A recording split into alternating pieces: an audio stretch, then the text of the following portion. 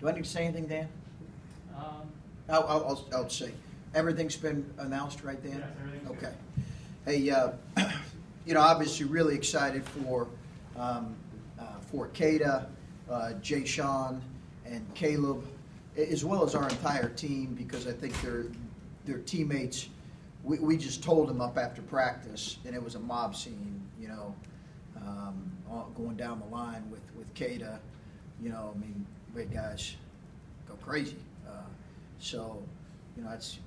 We've known that all year. We've got something special with those guys pulling for each other. But they were so happy for Kada, and really happy for JT, and really happy for Caleb, and nearly tore a couple of those guys ACL tackling them, so we had to put a stop to that. But really happy for those three guys. I think it's well deserved, given where when we do all conference teams, we inevitably look at where do teams finish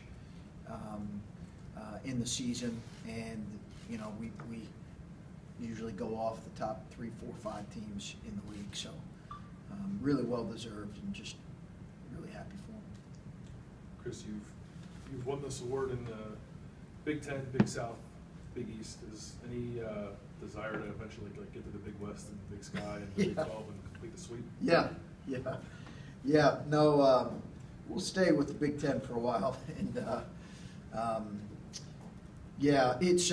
think it's the coaches having your peers vote. I mean, obviously you guys, I appreciate that too, but having your peers vote is a really nice thing. But I think we've been really blessed. Coaches at times, I really feel like we get too much. Head coaches get too much credit. Now we get our fair share of blame too, right? And that comes with the job. But I've got an outstanding staff, and it's really a collaborative effort. It really is.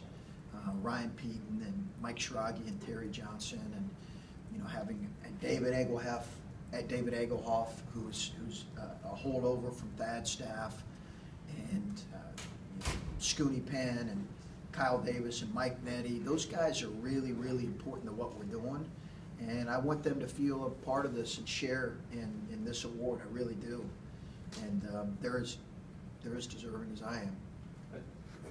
I get that, it's a collaborative thing, but you've been a head coach for 7 years, and you've won Coach of the Year 3 times. It's a pretty good success rate. It's like that.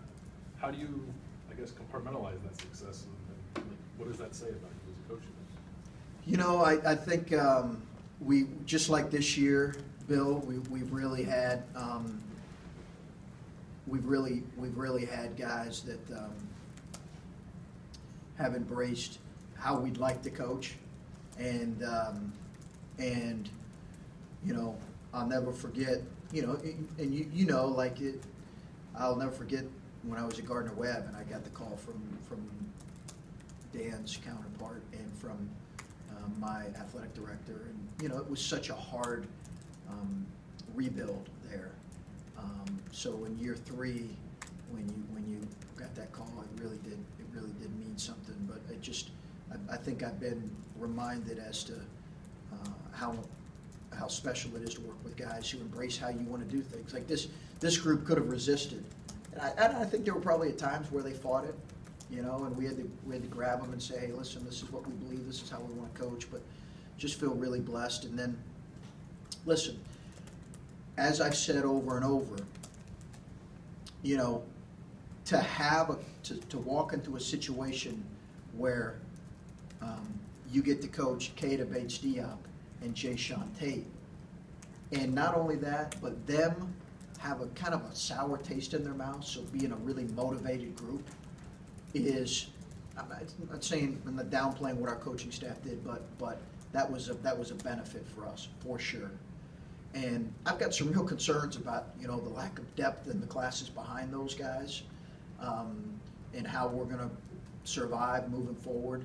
But I really believe that Thad and the staff deserve a lot of credit for having guys of that caliber.